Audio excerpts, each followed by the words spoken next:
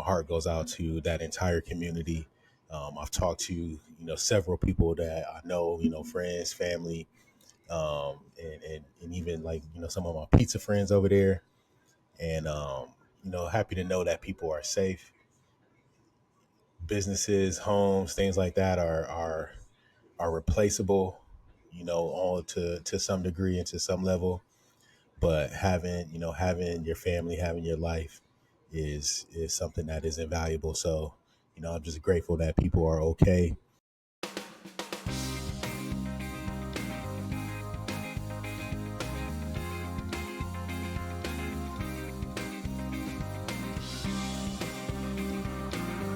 What's going on, Pizza Fam? Look, I appreciate each one of you for listening to this show, listening to this episode. Before we get back to it, I wanted to tell you about my favorite product right now, Todd's Curry Sauce. I met these guys at the Florida Restaurant Show, Pizza Tomorrow Summit, and I'm telling you, ever since I tried that sauce, I have been putting it on everything in the shop. Chicken wings, pizza, you've seen the pizzas, chicken sandwich, salad dressing. Like, we've been putting Todd's curry sauce on everything, and I'm here to give you a special deal, special offer.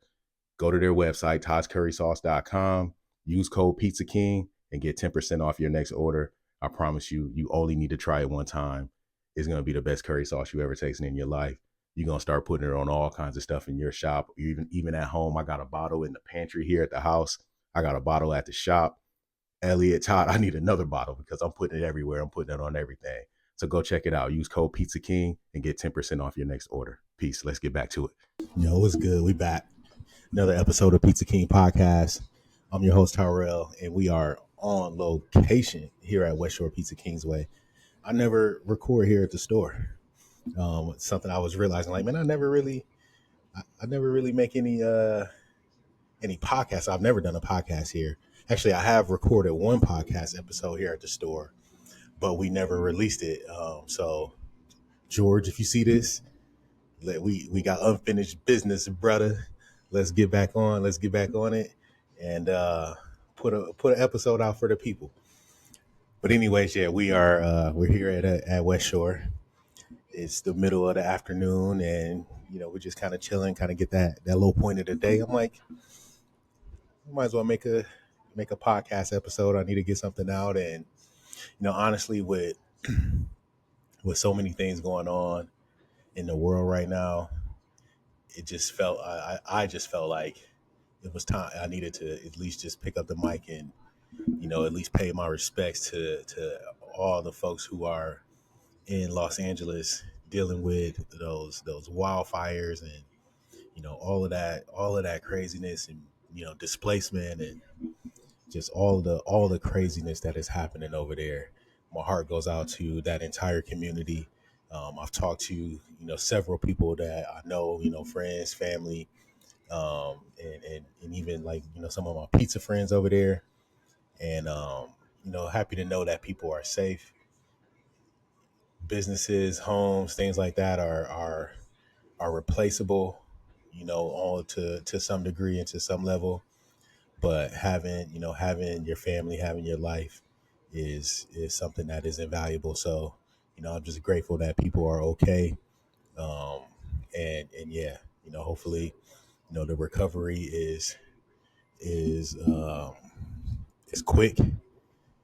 We know you can't even say that because look, I know from dealing with disasters here that recovery is far from quick, but hopefully it's not something that becomes arduous. So like, hopefully those insurance companies are doing what they're supposed to do, and the contractors are reputable and all this, because with tragedy comes people who like to take advantage of folks, and we seen it here in Florida when we're going through our hurricane business, and you got fake roofing contractors showing up, fake tree guys trying to help you out, and they're taking payments and taking money, and nobody's doing the work, or has the proper licensing and things like that. So I just pray that people are doing what's right for the community out there. So, with that and with my platform and with my voice, I just want to say that, our heart goes out to you. You're always in our prayers over here. And, obviously if there's anything that we can do, please, anybody that hears this, reach out to us. If we can help provide, shed light on the situation or give some exposure, donate some money or pizzas or whatever it is. I know that Slice Out Hunger has a nice campaign going, allowing pizzerias to donate proceeds of their sales for a period of time to help, the devastation in LA and help people, get some sense of normalcy, get some pizza, whatever that may be. Even if your local shop, isn't there right now or isn't open at the moment, there are other shops all around town that have joined in on this movement and helping folks out. So, just tap in. There's been a lot of love, a lot of support, just a lot of just you know community going on, especially on Instagram, which is where I primarily interact with folks. So seen a lot of it there, and it's great to see. It's definitely great to see. Um, on another note, we've seen snow hitting the south, and I know this ain't a weather channel, but the fact, what happened? This dude got on top of his car, just like mounted it, a sign, like a digital sign, Right. advertising for businesses. You just drive around and. Is he in the back? Yeah, I wonder what they paid. Did he have a number on it? On the side? Yeah. I can only read where it said Firefly. I don't know. Oh, okay. But I guarantee you it must be like wrapped in your car. You know what I mean? Just digital promoting. That's interesting. You could do anything to make money. He said there's a guy out in the back of the store with a sign on his car advertising for some company or something, but they literally just mounted a sign on the back of it. I'm gonna run out there and check and see what it is. But like I was saying, just with the devastation and displacement, there's snow going on in the south, which is just crazy and not normal for folks. So, people in Georgia and Tennessee and Alabama are seeing snow that they just don't normally see. And anytime stuff like that happens, it breaks routine. It takes people out of their comfort zones, and it makes life just that much more difficult. So when you have businesses like ours and like what we do, you do your best to try to get back open, get back to normal, to try to get people back into that sense of that sense of routine, that sense of home. Even when everything else is crazy. So, shout out to all my pizza makers out there, all my pizza operators, all my folks, that are just out there on the front lines, you know, trying to give something back to the community. And also shout out to all the first responders, um, because they are literally putting their lives on the line to go out there and save, to do their best to save people's homes, save businesses, um, roadways, and structures, and all these things that are vulnerable right now.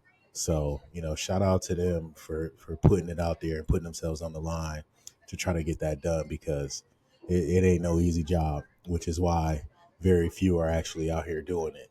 So, there's a lot of sideline reporting going on, but there ain't a lot of people that are jumping out there, jumping in these choppers and these planes and on these fire engines and really headed out there and try to head this thing off. So, shout out to all of those folks that are doing that.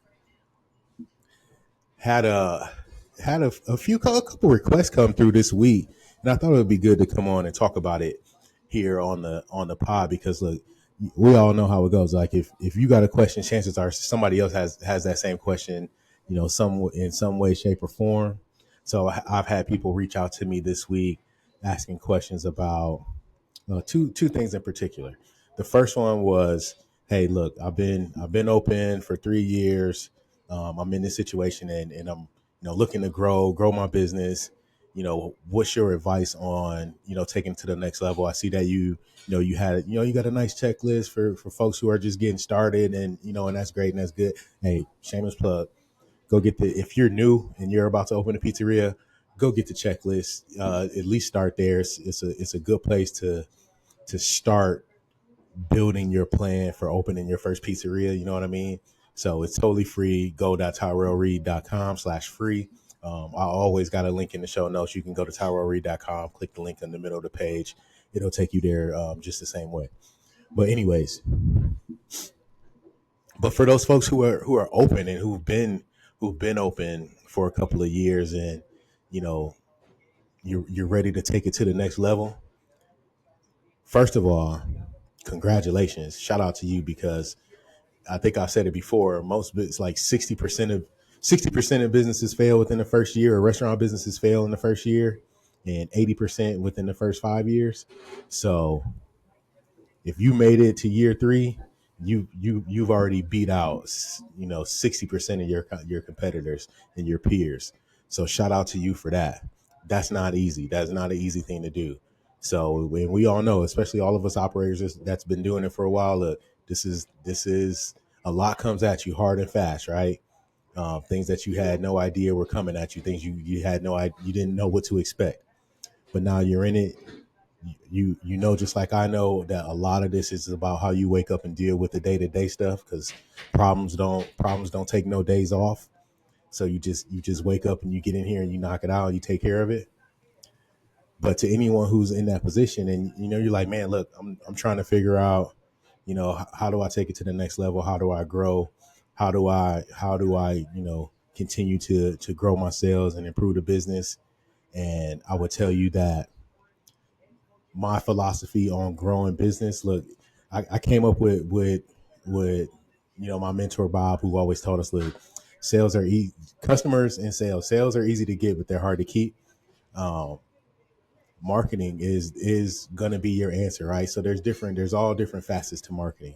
Whether you're doing social media, whether you're doing print media, or digital marketing, and you're buying paid ads, or you're running mailers, or you're on the radio, or you're building a loyalty program, which is what we do a lot of here, is try to load up our loyalty, and put folks into our email and our text platform. But it all starts from team. Anyways, but like I was saying, look, for us, it all starts with team, and then it goes back to what Bob would always teach us was, it's easy to get business, but it's hard to keep it. And the way that you keep business is by handling it when it comes. Like the last thing you want to do is invite a bunch of people into a restaurant and show them that you suck, right? So that's exactly the way that he would put it. Like, we don't want to invite the whole town to come over here and show them that we suck. So we need to be rock solid internally. Like, our operations needs to be rock solid. We need to make sure we got the right people. We're doing things the right way before we go spend money on bringing in more sales. Because, like, it's math. Like, X dollars brings in X dollars. For every $5 in marketing you spend, you should get $20 in return, or whatever that number is in your market, because it's all different.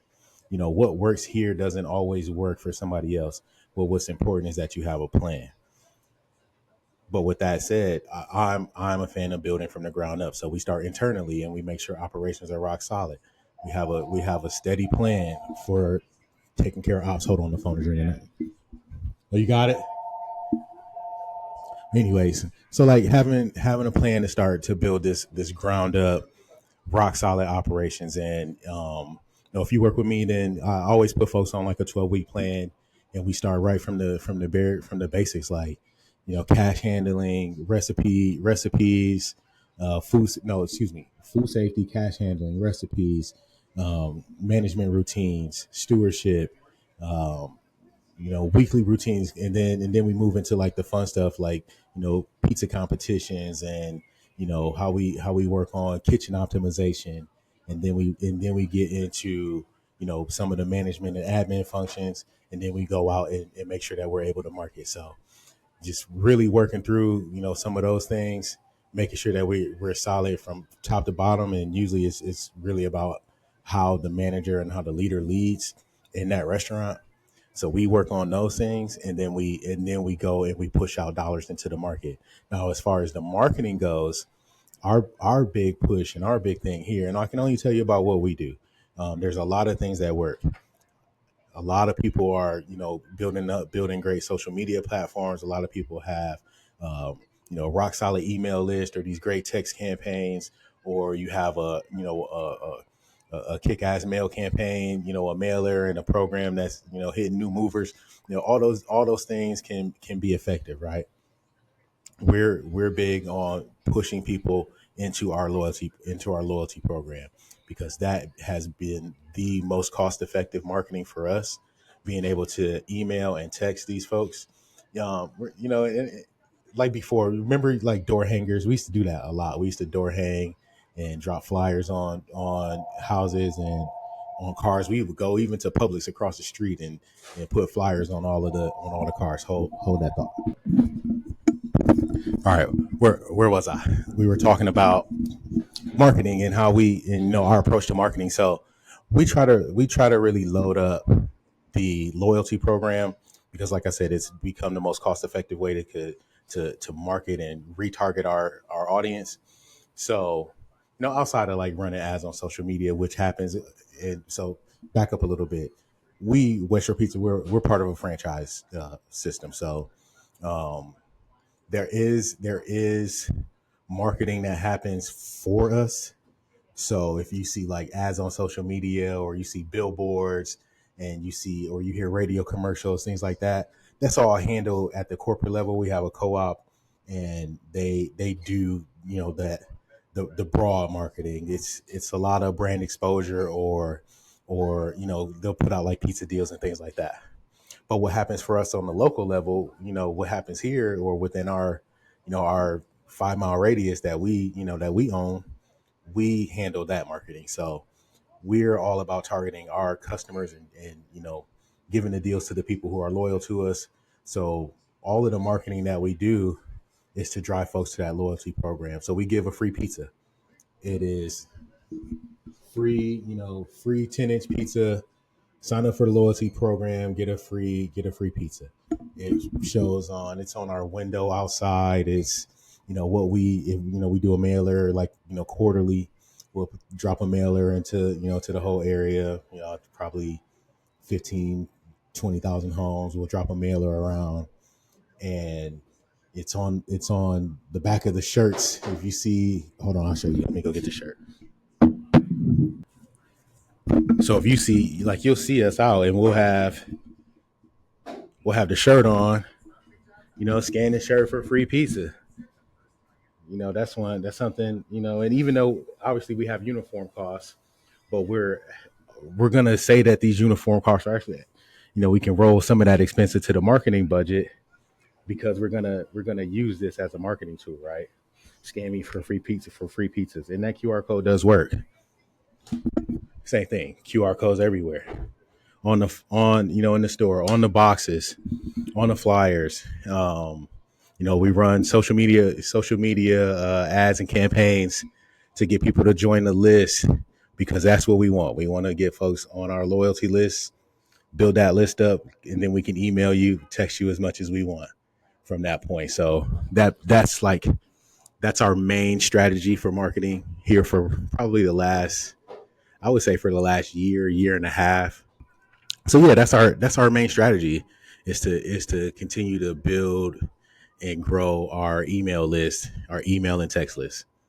And once you're in the list, like, you're gonna get mad benefit.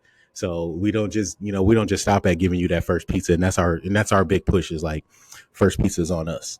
First pizza on us. Give us a try. Like, first time customer, you never tried us before, sign up for the list. Come get a free pizza, and then let that be the determining factor on whether or not you like us or not. Just come try it out, and you get a free pizza. So that's a big one. I put out free pizzas around town all the time. I got like free pizza cards. I give those out. But we're all about just trying to grow and trying to be, the rock solid right here in the community, because we get to, work this 5 mile territory as much as we want. So we wanna make sure we own that. So everyone knows us. We still do business visits. Catering has been a big deal for us. So growing our catering business, partnering with platforms like Easy Cater has been big for us when it comes to in terms of growing our catering business and growing on, increasing that order size. Um, Easy Cater's huge. Our average ticket for Easy Cater is like 270 about $270. So every time we get those, and some weeks we get five, some weeks we get two, some weeks we get none. But either way, it's all great, and it's because the orders are all huge. Some weeks we may get. I've seen days where we had five in one day. So like it just being there. But if we weren't there, we wouldn't get it. And then you have the opportunity to try to, obviously try to take them off platform, bring them in, and get them to come order first party from you. But either way, it's worth the commission to do it and work with Easy Cater. So, that's my advice. Like if you're a couple of years in the game and you're trying to get over that hump and now you're ready to grow, you want to focus on, taking it to the next level from a sales standpoint. I would tell you make sure the team is right. Make sure that you spend the time to really, tighten up the operations, even if that means, establishing systems and, routines and, putting if it's checklist and getting your inventory right and your ordering and all those things can be taught. They're all important, but what's most important is making sure you got a team that's ready to handle whatever business that you're going to bring in, and then develop a marketing plan. I like a good, like I said, because we're here on, in the franchise situation. Um, we have our co-op board. I'm not on the co-op board. My partner Jay's on the board, so I'm kind of on the board, but I do have a lot of input and influence with what happens. So I talk to everybody that's there. So being someone that has been in different situations, I sat on co-op boards for national brands several times, several years. So I have a little bit of insight when it comes to putting together a nice 360 plan. And when you get a nice budget, like in a situation like this where you have multiple locations kicking into a co-op, it gives you the opportunity to really get some great exposure. So talking about spreading it over digital products, over radio. We had a nice strong push with streaming audio and streaming TV, streaming video. So those are great platforms for marketing now. Sometimes they can be a little bit pricey, but they are highly effective because when you think about like even streaming now, you putting QR codes on TV, direct to order, um, you know, radio, text codes, things like that. All that stuff has been incredibly effective. So looking at situations like that are pretty cool and pretty dope for me. Um, and then there was another. I had another question from someone who was looking to.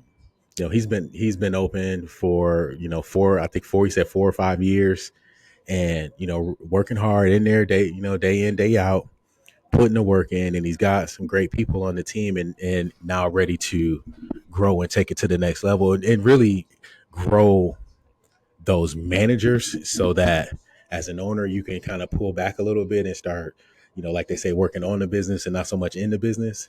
And that's a great situation to be in, especially when you have someone that you can trust. So the challenge is they don't have the same mindset as an owner, right? They still have team member mindset, which is fine, but you want them to see things a little bit different, give that extra effort, see the things that they don't normally see things the way that you do. And it's absolutely achievable. It takes time.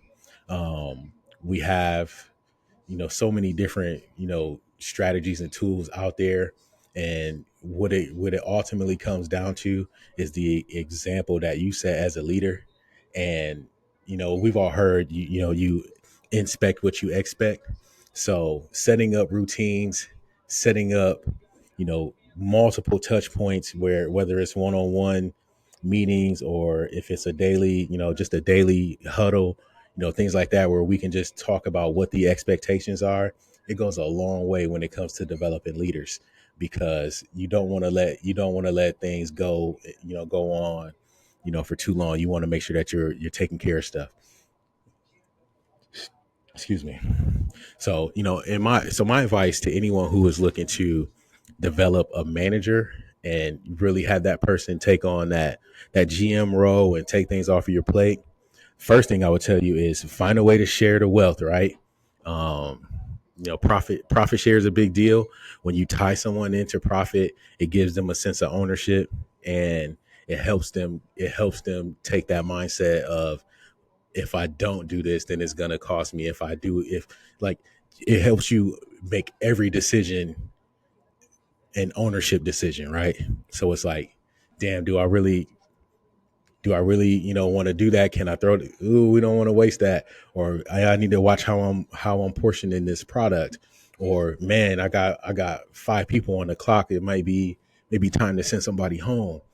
Little decisions like that. That's an owner's mindset, because you understand how all of these things start to affect the bottom line. And once you tie someone into the bottom line through the way of like just a bonus structure that is tied to performance, but based on profit and loss. Come on, man. That's the game changer, because that's the fastest way to change somebody's mindset. But then you gotta spend the time teaching them. And you cannot, and I can't say this enough, you cannot ever go back on your word. Like, you got to keep your word. Like, you got to make these, it's got to be like a contract. So like, if you make a promise, that you gotta hold up your end of the bargain as an owner. Like, the fastest way to kill morale in a manager is to break a promise to them. Because and we've all been there. We've all worked for folks that promised us the world, right? Well, maybe not all of us, but I have. Shit, like, we work for people that promise you the world and don't give you shit. That's like the fastest way to kill morale for somebody. So as an owner, if you want to bring somebody along, and you want to put them in that position, and you want them to think like you and be like you need to hold up. You need to be authentically you, but you also need to make sure that you keep your promises, right? And even if it means under promise and over deliver, you always want to make sure that you hold up your end of the bargain, and like, look out for your people, because that's what's going to be most important. But then, like, giving them the rope and the leeway to just go out, learn, make the mistakes, and then have these conversations to talk through it. What's up, Maya? Having these opportunities to talk through their development, because it's not all going to happen in a day. It's not all going to happen in a week. Shit, it ain't going to happen in a month. It's going to take time, because mistakes are going to happen and lessons have to be learned. So be patient, have a plan, follow up on these things as frequently as you need to. But I would tell you, the first thing you got to do is set some routines, stick to a schedule, hold up your promises, but tie them into some kind of performance bonus. And it can work out. It can definitely work out. So, it's a lot of fun. It's fun putting, developing people. It doesn't always work. It doesn't always work out. Sometimes you put weeks, months, years, into a person, and it turns out that they just decided to leave you and go work somewhere else. It just, it's part of the game. It happens. I always think, when I talk about growing managers, being akin to growing asparagus, I'm like I can't say I'm a green thumb, because historically I've killed more plants than I've grown, but I do enjoy my garden, and I love to grow things. I'm kind of been getting into house plants recently, but when you're growing asparagus, it's like a 2-year process. And when I was a regional director, I would tell my district managers, look, you got to be willing to put a couple years into these general managers that you're building and these junior managers that you're bringing along, because it takes time to acquire all of the skills that it takes to be good. I mean, think about where you were when you were in your first year of management versus where you are now. So like, it takes time to develop those skills. So when you plant asparagus from seed, you put a seed in the ground, and for 12 months you're you're just basically taking care of the soil, because the seed doesn't even sprout for 12 months. And then the following 12 months after you get a sprout, it's 12, and that's 12 months before you even know if you did it right, before you even know what you have, if you even planted the right kind of seed. Like, it takes that long just to get a sprout out of the ground. So after that, then you spend another 12 months literally just caring, watering, pruning, um, being very attentive to this thing almost every single day for another 12 months. But then after that, you have a productive asparagus plant that's going to produce for you for the next 20 years with very little maintenance. Every season, you're going to get beautiful stalks, and then you're going to chop them down, and they're going to grow. They're going to grow big again, and you have put 2 years into something that's going to be productive for you for the next 20 years. And that's what it's like to develop a manager. It's all front loaded. You have to put in time. You have to put in, effort. You have to have these conversations. You have to have difficult conversations. There's got to be discipline and follow up and correction, and you really got to talk through all the lessons almost every single day, because things happen every single day in this business before you can you say, look, I just turn it over to you. And that's like, as we're talking about, in my situation, we're talking about developing people so that we can continue to grow into other locations, right? So you bring somebody along, man, like you put them into process so that they can take over, and then you can go do the next one. So that's my advice. But listen, that's all I got today. We're about to get into dinner. It's almost 4 o'clock here, so we're gonna start getting ready for dinner. And the and this has been fun. I'll do more episodes here from the shop. But if you ever want to hear, learn more, talk to me about any of the things that I'm working on, go to tyroreed.com.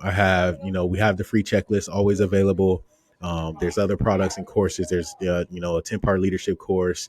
There's books. There's, trainers. Look, there's all the things that I've worked on, that are available to you. Shout out to all of our sponsors, Todd's Curry Sauce, Bag Genie Pizza Bags, and of course, tyroreed.com. So, look, that's all I got for today. Appreciate you all. Hey, shout out to LA and, everybody that's going through it over there. And that's it. We'll holla at you. Pizza King Podcast. Peace.